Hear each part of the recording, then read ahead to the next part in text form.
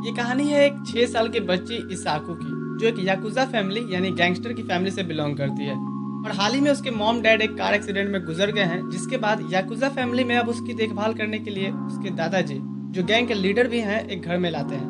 और उन्होंने उस बच्ची की देखभाल के लिए अपना एक गार्ड जो 16 साल का है उसे अपॉइंट किए हैं।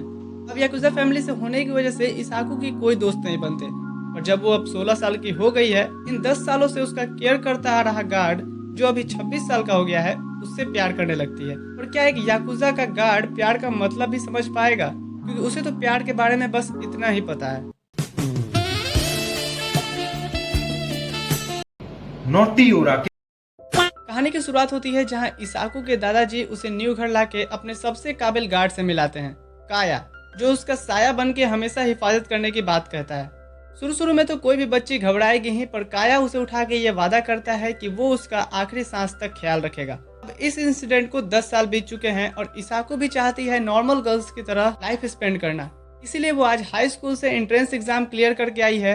वो आके अपने दादाजी से बताती है कि उसे भी अब हाई स्कूल में एडमिशन जल्द ही मिल जाएगा। उसके दादाजी उसकी हिम्मत बढ़ाते हैं। ये बात सुन के काया भी भागा भागा आता है और इसाकू को गोद में उठा के उसे कांग्रेट्स कहता है।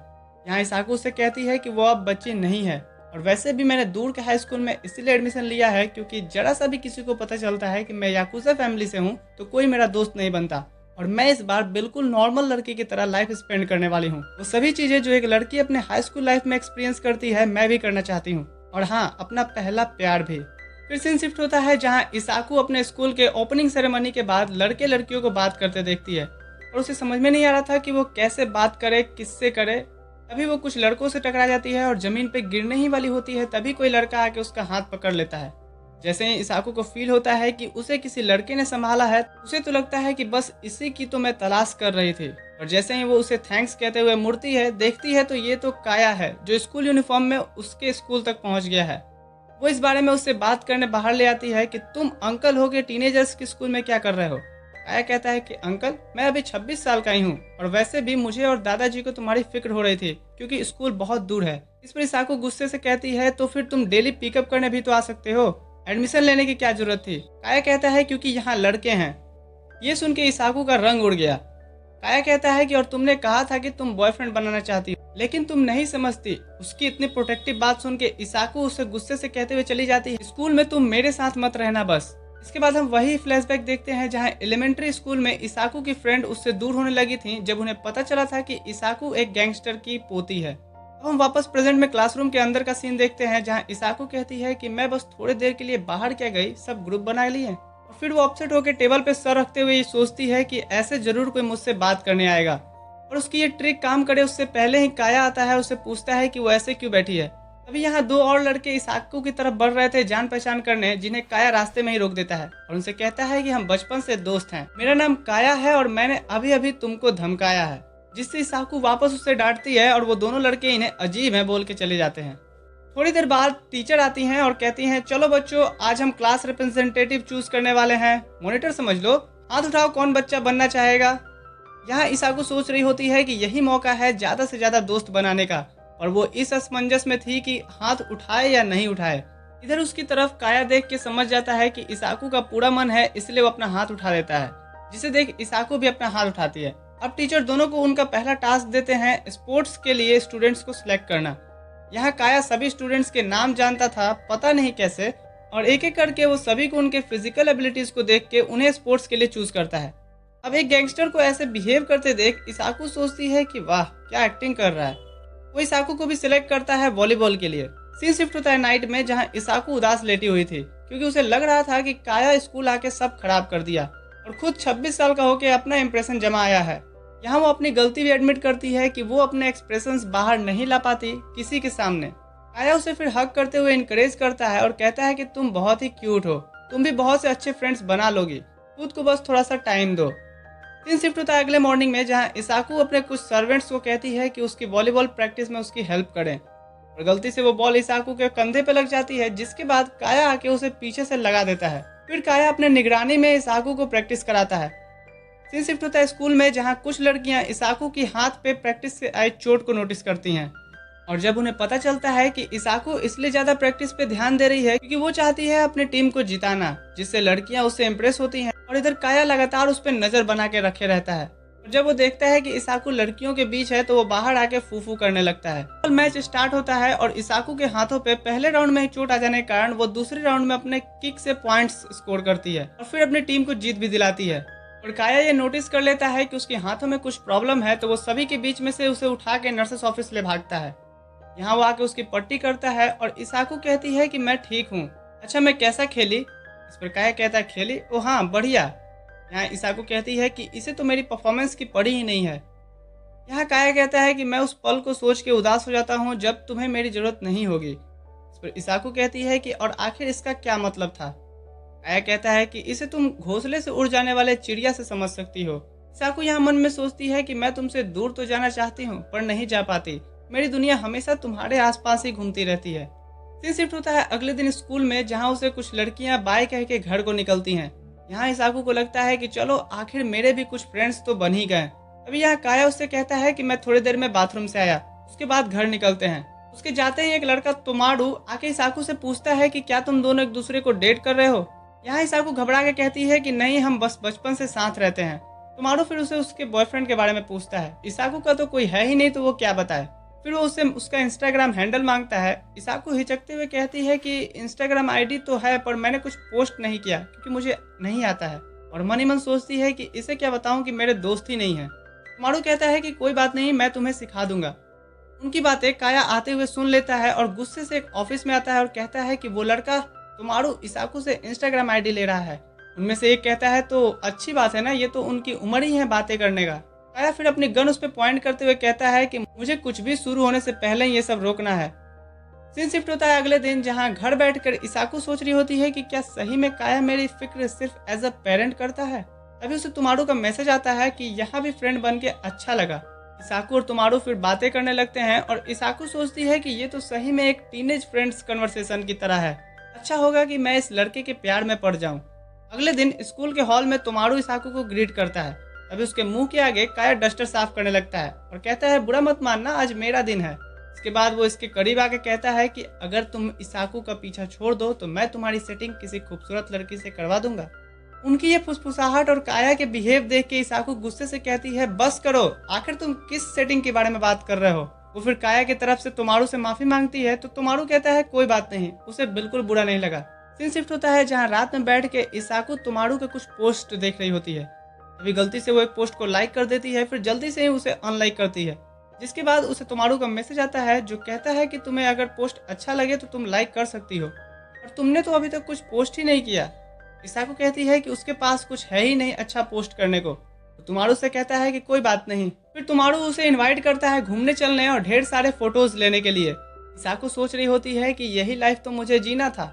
वो उसे हाँ कर देती है तो तुमारू कहता है कि क्यों ना तुम कल कोरियोकी आओ, वहाँ हम सभी साथ में फन करेंगे। इसाकू ये सुन के और एक्साइटेड हो जाती है। तभी यहाँ काया आता है और उसे उसका फोन छीनते हुए कहता है कि मैं इसे अभी ब्लॉक कर रहा हूँ।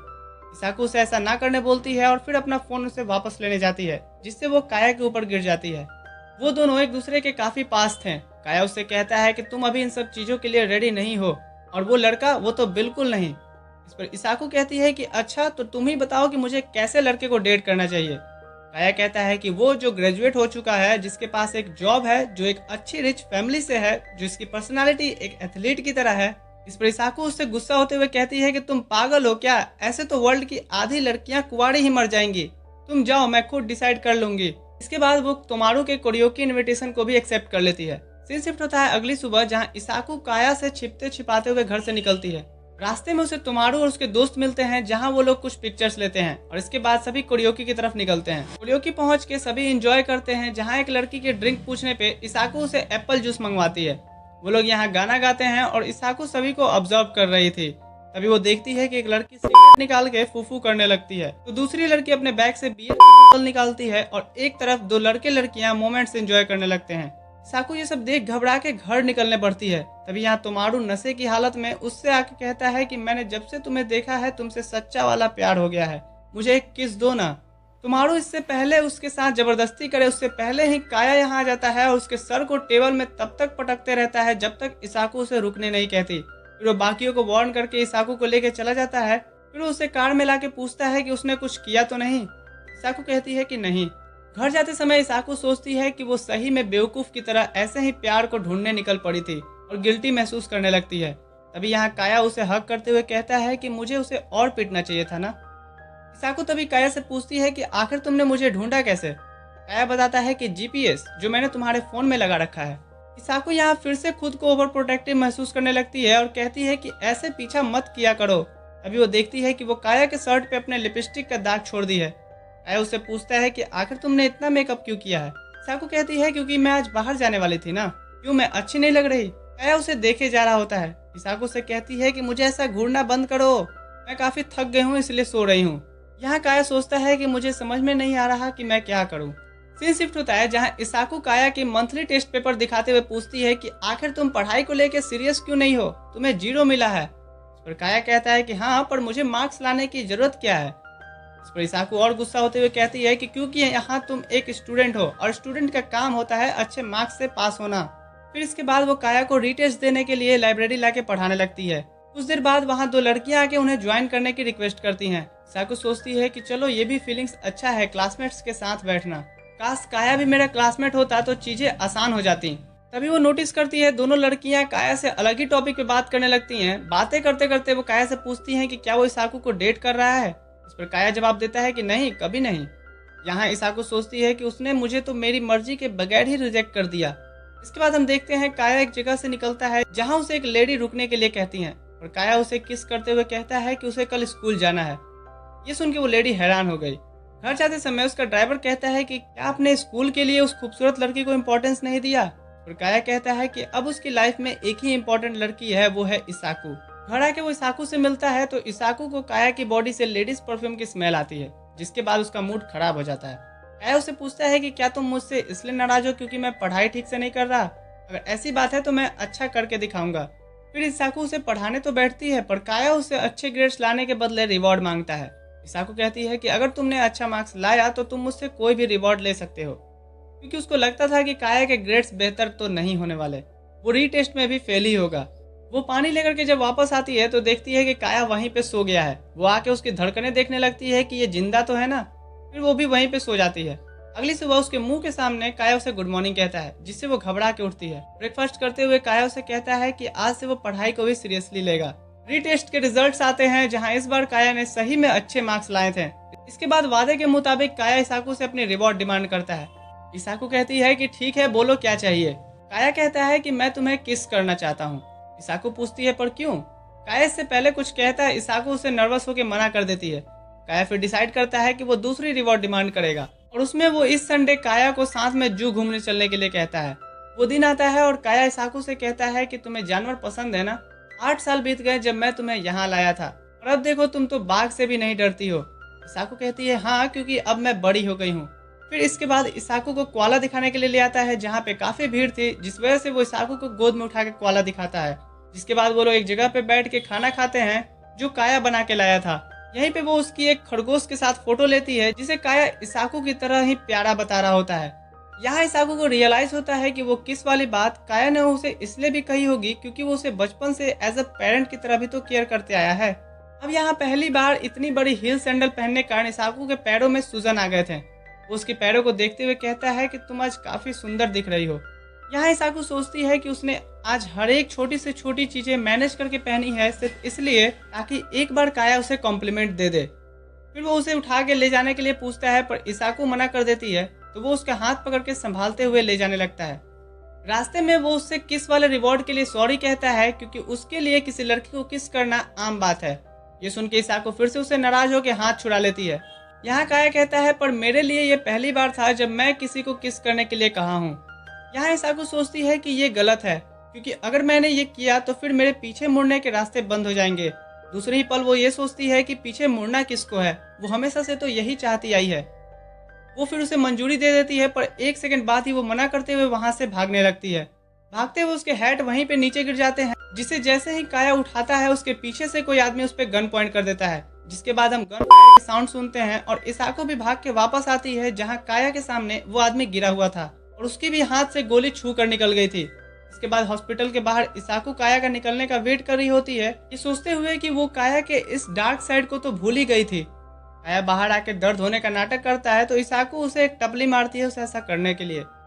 फिर उसे कहती है कि वो इस बारे में अब बात नहीं करेंगे जो कुछ कल हुआ, और सोचती है कि क्या काया मेरे लिए एक ऑप्शन हो सकता है या नहीं। सीन शिफ्ट होता है और उस दिन के बाद से दोनों में वैसे कोई बातें नहीं हुई। इधर क्लास में वेकेशन के लिए सब ग्रुप्स बना रहे होते हैं और कुछ लड़कियां काया और इसाकू को अपने ग्रुप्स में रखते हैं, जिससे इसाकू काफी खुश होती है। फिर सभी पिकनिक के लिए बस से निकलते हैं, जहां कुछ लड़के मछलियां पकड़ते हैं और काया अपने गैंगस्टर के स्किल्स चीर-फाड़ मछलियों पे कर रहा होता है। इधर इसाकू प्याज काट रही थी, जिसके आंसू आता देख एक लड़का अपने शर्ट में उसे पोंछ रहा होता है। तभी एक चाकू आके उसके सामने के लकड़ी के खंभे में लगता है जो काया ने फेंकी थी, जिससे वो डर के वहां से भाग जाता है। इसाकू से पूछती है कि ये क्या था, उसे अगर लग जाती तो, और काया उसका कोई रिप्लाई नहीं देता। सीन शिफ्ट होता है लेट नाइट में, जहां सोते समय लड़कियां इसाकू से कहती हैं कि तुम्हारा बॉयफ्रेंड तो सही में कमाल का है। इस पर इसाकू कहती है कि वो मेरा बॉयफ्रेंड नहीं है। इस पर उसकी फ्रेंड कहती है, ओ माफ करना, पर तुम दोनों एक साथ रहते हो तो हमें ऐसा लगा, वैसे अगर वो तुम्हारा बॉयफ्रेंड नहीं है तो मैं ट्राई कर सकती हूँ। इस पर इसाकू कहती है फिर तो अपना ख्याल रखना। उनमें से एक बताती है कि उसे तो कुछ लड़कियों ने पहले भी प्रपोज किया है और उसने रिजेक्ट कर दिया। ये सुन इसाकू सोचती है कि हैं उसे प्रपोजल भी आए हैं। अभी एक लड़की को याद आता है कि उसने अपना फोन चेंजिंग रूम में ही छोड़ दिया है, तो सभी छिपते छिपाते हुए जाते हैं क्योंकि ये टाइम अब बॉयज के नहाने का था। और अंदर पहुंच के वो देखते हैं कि शायद सभी नहा के चले गए हैं। तभी यहाँ इसाकू काया से टकरा जाती है, जिसे देख इसाकू पूछती है कि तुम यहाँ क्या कर रहे हो। काया कहता है कि नहा रहा हूँ, क्योंकि मैं इन टैटूज को दिखाते हुए क्लासमेट्स के साथ तो नहीं नहा सकता ना। तभी यहाँ इसाकू की फ्रेंड्स आती हैं और कहती हैं चलो हमें अपना फोन मिल गया है। इसाकू उनसे कहती है चलो मैं आ रही हूँ। इसके बाद इसाकू काया से कहती है कि जल्दी से अपने कपड़े बदल लो, मैं रखवाली करती हूँ। यहाँ वो ये भी कहती है कि तुम्हारा वो चाकू फेंकना बिल्कुल भी फनी नहीं था। काया कहता है कि हाँ मेरा निशाना चूक गया था। इसाकू कहती है कि इतना भी प्रोटेक्टिव होना बंद करो। काया कहता है कि नहीं कर सकता क्योंकि तुम किसी के साथ भी घुल मिल जाती हो। इसाकू पूछती है और तुम्हें ऐसा क्यों लग रहा है। काया कहता है कि उस टाइम को ही याद कर लो जब तुमने मुझे किस एज अ रिवॉर्ड देने के लिए मना किया था, फिर मेले में तुमने हामी भर दिया और फिर तुम कहती हो कि उस बारे में कोई बात नहीं होगा। इस पर इसाकू कहती है कि मुझे माफ कर दो, ऐसी चीजें मुझे बिना सोचे समझे नहीं बोलनी चाहिए थी। खैर तुम्हारी तो बहुत सी गर्लफ्रेंड्स होंगी ना। काया कहता है कि वो अलग बात है। इसके बाद इसाकू सोचती है कि उसकी लाइफ में नॉर्मल रोमांस लाने के लिए उसे याकुजा फैमिली से अलग होकर जीना होगा, क्योंकि मैं काया की बनने लायक ही नहीं हूँ और मैंने उसे इसलिए किस नहीं किया क्योंकि मैं अगर आगे बढ़ी तो फिर उससे दूर नहीं हो सकती। तभी यहाँ काया निकलता है और कहता है कि मुझे भी माफ कर दो, उस फायरिंग वाले दिन तुम्हें ये सब देखना पड़ा और अब मैं बिल्कुल ठीक हूँ।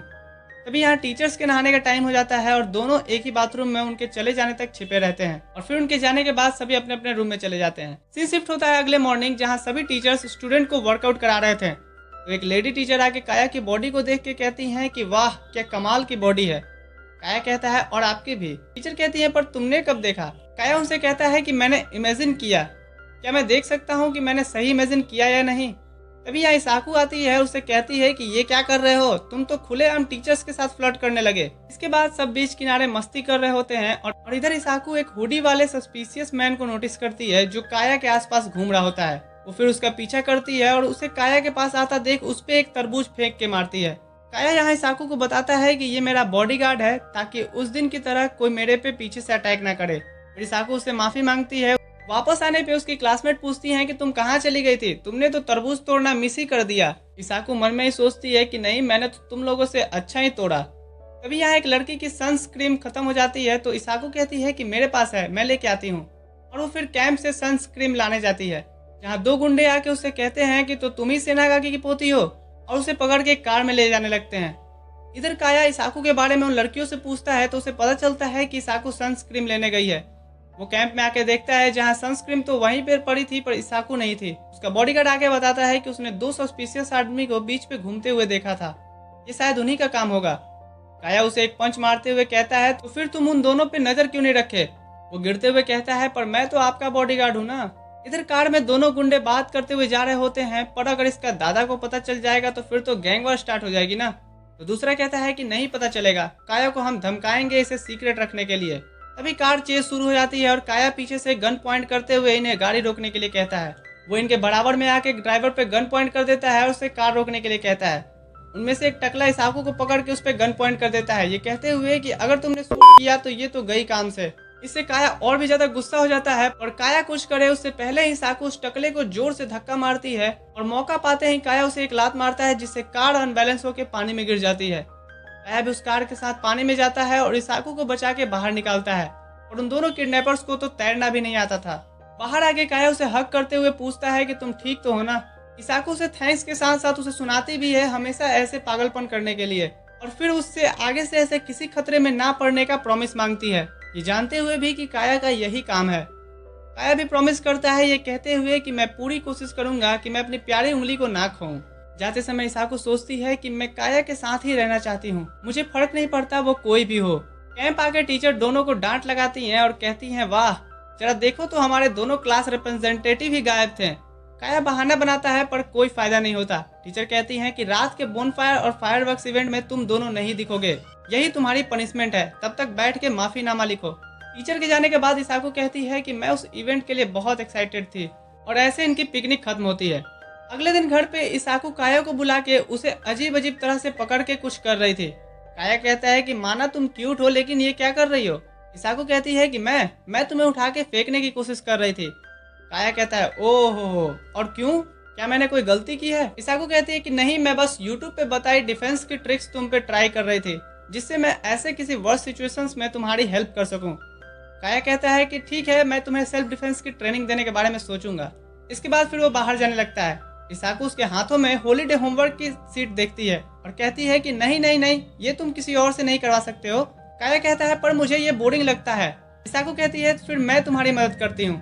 काया कहता है कि एक शर्त पे, हॉलीडे होमवर्क फिनिश करने के बदले में तुम मुझे रिवॉर्ड दोगी। जिससे इसाकू को उसकी फिर से किस एज अ रिवॉर्ड देने वाली बात याद आती है और उसे कहती है कि ठीक है पर तुम कोई ऊट पटांग मांग नहीं रखोगे। काया कहता है कि हाँ ठीक है। होमवर्क खत्म करने के बाद इसाकू कहती है कि मैंने कहा था कोई ऊट पटांग मांग नहीं रखना, फिर मैं बीच के कपड़े घर पे क्यों पहनी हुई हूँ। इस पर काया उसे कहता है क्योंकि ये मुझे बीच पे देखने को नहीं मिला, तुमने स्वेट शर्ट जो डाल रखा था। इसाकू इस पर भड़कते हुए उससे कहती है पर तुमने ही तो उतारने से मना किया था।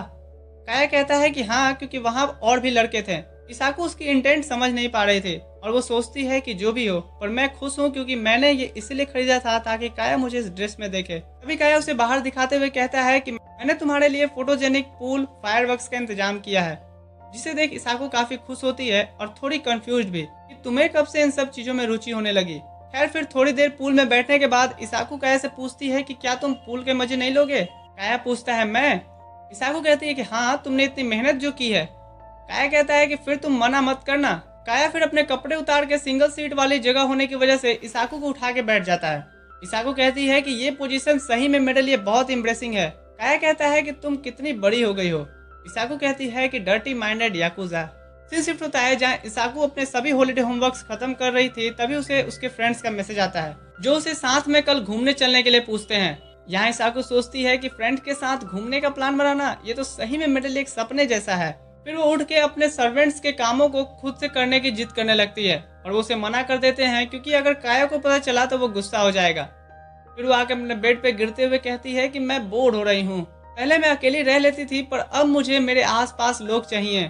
तभी यहाँ काया आता है जिसे देख के इसाकू काफी खुश होती है। काया उसे कहता है कि लगता है तुम काफी बोर हो रही हो।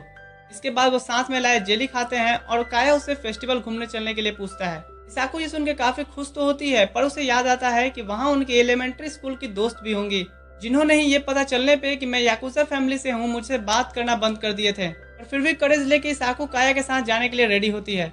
वो फेस्टिवल में युकाटा पहने थी जिसकी तारीफ काया करता है। इसाकू कहती है कि मैं समर में एक बार तो इसे पहनती ही हूँ। तभी उसकी नजर उसके एलिमेंट्री स्कूल के दोस्तों पे जाती है जो इसाकू को देख के बातें करने लगते हैं कि ये तो वही है ना सेनागाकी की पोती, और इसके साथ वो लड़का कौन है, जरूर याकुजा का ही गार्ड होगा। तभी काया उनके पास जाके उन्हें ग्रीट करता है और इसाकू का हाथ पकड़ते हुए उनसे कहता है कि मैं इसाकू का क्लासमेट हूँ और हम डेट पे हैं। इसके बाद वो दोनों आगे बढ़ जाते हैं। काया इसाकू से पूछता है कि क्या वो घर जाना चाहती है। इसाकू कहती है कि नहीं, अगर तुम मेरी हाथ पकड़ के घूमोगे तो मुझे उनके सामने अच्छा लगेगा। काया राजी हो जाता है। फिर वो दोनों एक शॉप पे आते हैं जहाँ इसाकू को एक डॉगी काफी पसंद आता है जिसे विन करने के लिए वो अपने हाथों में टॉय गन ले लेती है पर उसके तीनों शॉट गलत लगते हैं। इसके बाद काया कहता है कि लाओ मैं ट्राई करता हूँ। इसके गन को पकड़ने के प्रोफेशनल तरीके को देख के दुकानदार मन में सोचता है कि ये वही है जो मैं सोच रहा हूँ। वो उसे एक शॉट में ही विन कर लेता है जिसके बाद वो अजीब से डॉगी इसाकू के हाथ में था आगे चलने पे काया इसाकू को एक मास्क लगा लेने बोलता है, जिससे उसे बार बार उन दोस्तों से दिख जाने का डर नहीं रहेगा। और फिर उसके लिए बैठने की जगह ढूंढने जाता है, क्योंकि जू की तरह यहाँ भी इसाकू के पैर हिल्स पहनने की वजह से दर्द देने लगे थे। यहाँ इसाकू अकेले खड़ी उस डॉगी को देख रही थी, जिसके आंख और बाल उसे काया के शक्ल जैसे दिखते हैं। वो उसे किस करते हुए गले लगाती है, जिसे ऐसा करते देख काया दूर से देख लेता है। फिर वो आके उसे कहता है कि लगता है हमें घर ही चलना होगा। इसाकू पूछती है, तो क्या हमारी नकली डेट अब खत्म होने वाली है? काया कहता है कि हाँ, पर इसमें नकली वाली क्या बात थी, सभी चीजें तो रियल में हुई हैं। तभी वो कहता है कि तुम्हारी क्लासमेट्स। इसाकू झट से मास्क लगा लेती और काया उसके माथे पे एक किस करता है, ये कहते हुए कि तुम बहुत ही क्यूट हो।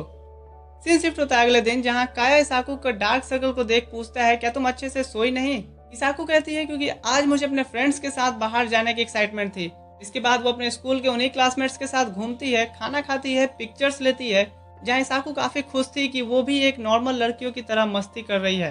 फिर सभी एक दूसरे को बाय करके निकलते हैं कि फिर और किसी दिन भी प्लान बनाएंगे। नेक्स्ट मॉर्निंग काया इसाकू का ब्रेकफास्ट पे वेट कर रहा होता है, पर वो नहीं आती है। वो उसके कमरे में आके देखता है तो इसाकू अभी तक सो रही थी। वो देखता है कि वो उस डॉगी को लेके सोई है, तो वो उसे साथ रख के सोने का कारण पूछता है। इसाकू कहती है कि ये मुझे तुम्हारी तरह ही लगता है, बिल्कुल खड़ूस। काया फिर उस डॉगी को फेंकते हुए उसे गले लगा लेता है और कहता है कि मुझे तो उस डॉगी से अब जलन होने लगी है। यहाँ इसाकू की धड़कनें तेज होने लगती है और वो सुनती है काया की धड़कन कितनी शांत है। फिर वो सोचती है कि काया ने कितनी आसानी से फेस्टिवल में उसकी फ्रेंड्स के आगे कह दिया कि वो लोग डेट पे हैं, और फिर वो भी शांत होकर सो जाती है। काया यहाँ पे उसके काफी करीब आ गया था, जैसे वो उसे किस करने वाला हो, और वो देखता है कि वो काफी काम होकर के सो गई है। इसाकू सपने में काया के साथ बिताई फेस्टिवल की इवेंट्स देख रही थी। अब सीन शिफ्ट होता है अगले दिन, जहाँ इसाकू को उसके दादाजी अपने मुंह बोले भाई और उसके बेटे से मिलाते हैं, जो भी अभी फर्स्ट ईयर में ही है और दूसरे हाई स्कूल में।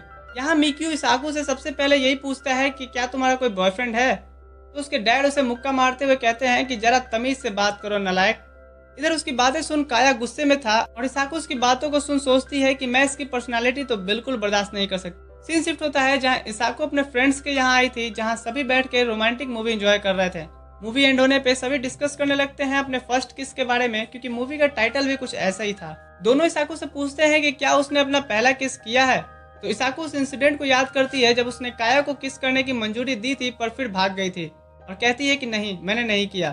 दोनों उससे पूछते हैं कि क्या तुम काया के बारे में सोच रही हो? थोड़ा अजीब है, पर तुम्हें उसके साथ डेट पे जाना चाहिए। वो फिर उन्हें फेस्टिवल वाली बात याद दिलाती है जब काया ने कहा था कि ये एक डेट है। ये सुन के उसके दोनों दोस्त एक्साइटेड हो जाते हैं और उससे पूछते हैं कि इसका मतलब है कि तुम काया को पसंद करती हो? इसाकू कहती है कि हाँ, पर मुझे नहीं पता कि वो मेरे लिए कैसी फीलिंग्स रखता है। यहाँ वो फिर उसे काया को टेस्ट करने के लिए बोलती हैं। घर जाते समय वो सोचती है कि मैंने ऐसी वियर्ड बातें किसी के साथ नहीं करी, पर फिर भी मुझे मजा आया। घर आने पे काया इसाकू से पूछता है, तो तुमने आज क्या क्या किया? इसाकू बताती है कि हमने मूवी देखी, स्नैक्स खाया, और काया पूछता है और क्या? इसाकू कहती है कि हमने लड़कों के बारे में बात की। काया कहता है कि बात की? मुझे यकीन है तुमने सिर्फ सुना होगा, क्योंकि तुम्हारे पास कहने के लिए तो कोई है ही नहीं। इसाकू कहती है कि नहीं, मैंने कहा भी। काया उसे कहता है तब तो वो जरूर मेरे बारे में ही होगा। इसाकू ये सुन के दरवाजा बंद कर देती है और सोचती है कि मुझे काया बिल्कुल समझ में नहीं आता। सीन शिफ्ट होता है जहाँ मिक्यू एक आदमी को पीट रहा था। उसका गार्ड उसे मना करता है तो मिक्यू कहता है कि मैंने शुरू नहीं किया था। इसके बाद वो जाते समय स्कूल में इसाकू को देखता है, तो वो आके उसके बालों को टच करते हुए कहता है कि फिर से मिलके अच्छा लगा। तभी यहाँ काया उसे पिलर से सटा के कहता है कि और मुझे भी। मिक्यू उसे देख के कहता है कि तुम आखिर एक याकुजा स्कूल यूनिफॉर्म में क्या कर रहा है? इसके बाद काया उसे स्कूल से बाहर लेके आता है और बताता है कि मैं यहाँ इसाकू की हिफाजत के लिए हूँ। मिक्यू कहता है, ओ, एक गार्ड डॉग की तरह, बढ़िया है, पर क्या ये याकुजा गैंग के लिए सही है, क्योंकि तुम उनके कैप्टन हो? फिर मिक्यू उसे चिढ़ाते हुए कहता है कि पापा मुझे आपकी बेटी का हाथ चाहिए। काया उसे धमकाते हुए कहता है कि उससे दूर रहो। काया के जाने के बाद मिक्यू अपने गार्ड से कहता है कि मुझे अब बिना खून खराबा किए टाइम पास करने का तरीका आखिर मिल ही गया।